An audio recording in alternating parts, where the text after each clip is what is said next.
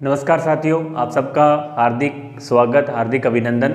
आज जैसा कि हमारी जो श्रृंखला चल रही थी, हम शॉर्ट नोट्स जिसे बोलें और राजस्थान अध्ययन की जो बुक है जो गवर्नमेंट स्कूल में चल रही है, उस बुक का सारांश आपके सामने प्रस्तुत कर रहे हैं। और इसके अलावा हिंदी ग्रंथ अकादमी की जो बुक है उनका जो सार है, इन दोनों बुक्स को मुख्य रूप से हमने फोकस किया है। आज हमारी ये जीके के अंदर तीसरी क्लास है। इससे पहले हम 2 टॉपिक सभ्यता स्थल से संबंधित कर चुके हैं, जिनमें पहला टॉपिक हमने बैराट का किया था पार्ट 1 में। पार्ट 2 में हम आज आपका वीडियो जो कल वीडियो डाला था उसके अंदर हमने पार्ट 2 के अंदर कालीबंगा को किया है। और पार्ट तीसरा एक छोटा सा टॉपिक है, बिल्कुल 2 से 3 मिनट का वीडियो है, और इसमें है गणेश्वर। हमारा मुख्य मकसद है आप जो राजस्थान जीके से संबंधित शॉर्ट नोट्स हम कैसे तैयार करें, और इसके अंदर तीसरा टॉपिक आज हम लेके आ रहे हैं। और इसके साथ राजस्थान अध्ययन की जो बुक है, राजस्थान अध्ययन, जिनको पढ़ना काफ़ी मुश्किल मानते हैं विद्यार्थी भी, हम उनको कैसे तैयार करें, तो उनका एक सार, उनका निचोड़। इसी तरह राजस्थान हिंदी ग्रंथ अकादमी के जो बुक है उनका सार और निचोड़ हमने बहुत ही शानदार तरीके से पॉइंट वाइज सभ्यता स्थल को करने का प्रयास किया है। और आप यदि इतना कर लेते हैं तो मैं समझता हूँ लगभग सभ्यता स्थल का जो मेन पॉइंट्स हैं जो परीक्षा की दृष्टि से इंपॉर्टेंट है, वो हमारा जो टॉपिक है इससे क्लियर हो जाएगा। तो हम शुरुआत करते हैं इस टॉपिक की। बिल्कुल छोटा सा टॉपिक है।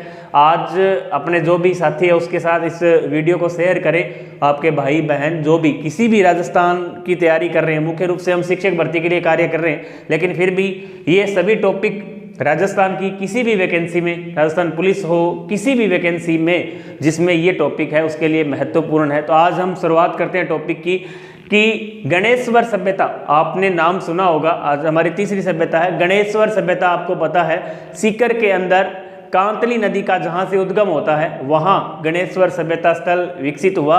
और इस जो प्रश्न है पूछा जाता है, गणेश्वर सभ्यता किस नदी के किनारे है? कांतली नदी के किनारे है, और यहाँ जो जिला है वो है सीकर।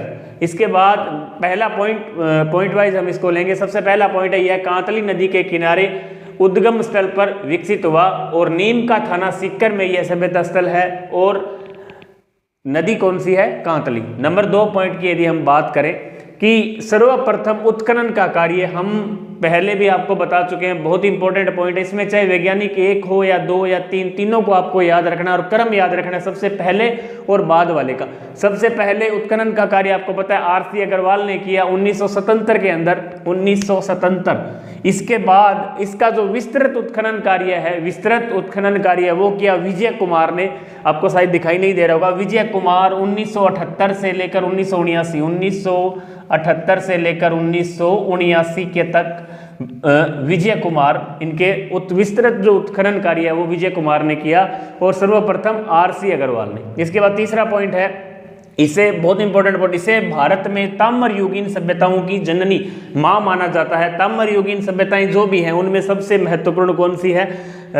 गणेश्वर सभ्यता। इसलिए इसे ताम्र युगीन सभ्यताओं की जननी माना जाता है। अगला चौथा पॉइंट है, यहाँ से उत्पन्न तांबा, जो यहाँ उत्पन्न होता है तांबा निकाला जाता है इस सभ्यता स्थल से। जो भी तांबा निकलता है यह मुख्य रूप से हड़प्पा और मोहनजोदड़ो को भी भेजा जाता है। प्रश्न आ सकता है मोहनजोदड़ो और हड़प्पा का जो तांबा है कहाँ से लाया जाता है? आहड़ से लाया जाता है, या गणेश्वर से, या कालीबंगा से? तो ये लाया जाता है कहाँ से? गणेश्वर से। बहुत इंपॉर्टेंट पॉइंट है। नेक्स्ट है यहाँ 5वां पॉइंट, आप देखें बहुत इंपॉर्टेंट है ये भी। यहाँ से प्राप्त मर्द जो पात्र है, मर्द पात्र को क्या कहा जाता है? विशेष नाम इन्होंने दिया है कर्पिस वर्णी। कर्पिस वर्णी ये राजस्थान अध्ययन की बुक में दिया हुआ है आपका। कर्पिस वर्णी मर्द पात्र, कर्पिस वर्णी मर्द पात्र कहलाते हैं। इसमें मुख्य रूप से क्या क्या है? प्याले हैं, तस्तरी हैं, कुंडियां हैं। कुंडी, प्याले और तस्तरी किस रूप में प्राप्त हुए हमें? कर्पिस वर्णी मर्द पात्र है जो कहलाते हैं। अगला पॉइंट है, यहाँ मकान, बहुत इंपॉर्टेंट बात है, यहाँ ईंटों का प्रयोग नहीं किया गया है। यहाँ मकान बनाने के लिए मुख्य रूप से पत्थरों का प्रयोग किया। ये प्रश्न भी आ सकता है, यहाँ ईंटों का बिल्कुल भी प्रयोग नहीं है, लेकिन हमने कालीबंगा में पढ़ा था वहाँ धूप से पकी हुई ईंटों का प्रयोग किया गया था, लेकिन यहाँ ईंट का प्रयोग नहीं हुआ है। अगला पॉइंट है, बहुत इंपॉर्टेंट बात है, डॉक्टर डीपी अग्रवाल के अनुसार यहाँ यह जो सभ्यता स्थल है पूर्व हड़प्पा कालीन माना जाता है। बहुत इंपॉर्टेंट बात है, पूर्व हड़प्पा कालीन। आप इसको आराम से उतार सकते हैं, कॉपी में नोट्स के रूप में लिख सकते हैं, बिल्कुल ऑथेंटिक आंकड़े हैं।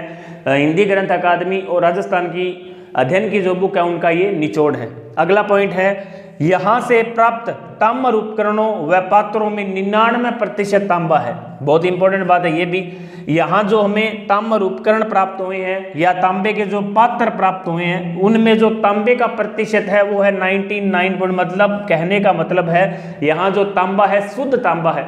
सभी सभ्यता स्थलों को देखा जाए तो सबसे ज्यादा शुद्ध तांबा इसी सभ्यता स्थल से हमें प्राप्त होता है। नेक्स्ट है बहुत ही इंपॉर्टेंट पॉइंट, बस्ती को बाढ़ से बचाए रखने के लिए पत्थर के बांध बनाए गए हैं। अर्थात पत्थरों के बांध का जो प्रमाण है हमें कहां से प्राप्त हुआ है, गणेश्वर सभ्यता स्थल से हमें प्राप्त हुआ। पत्थर से बांध बनाए जाने के जो प्रमाण है हमें कहां से प्राप्त हुए हैं, गणेश्वर सभ्यता से प्राप्त हुए। यहां हमने केवल सिर्फ और सिर्फ 9 पॉइंटों में ये पूरी सभ्यता, छोटी सी सभ्यता है गणेश्वर सभ्यता, इसको 9 पॉइंट में हमने समेट दिया है। आप इन 9 पॉइंट को याद कर लें, आपकी कोई भी एग्जाम में आपका जो सवाल है वो गलत नहीं होगा।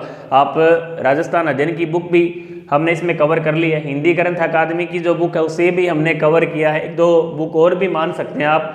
तो आज का जो हमारा टॉपिक था वो था गणेश्वर सभ्यता। आप इसका एक बार स्क्रीनशॉट भी ले सकते हैं, आपको समय दूंगा, और आप इसके नोट्स है जो बना सकते हैं। और आगे हम इसी तरह नेक्स्ट वीडियो में आपसे बात करेंगे।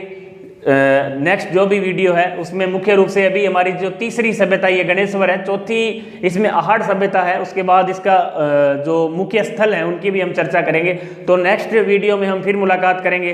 तब तक के लिए जय हिंद, जय भारत, जय राजस्थान। आप ऐसे जुड़े रहें। धन्यवाद। आप एक बार इसका स्क्रीनशॉट जरूर ले लें।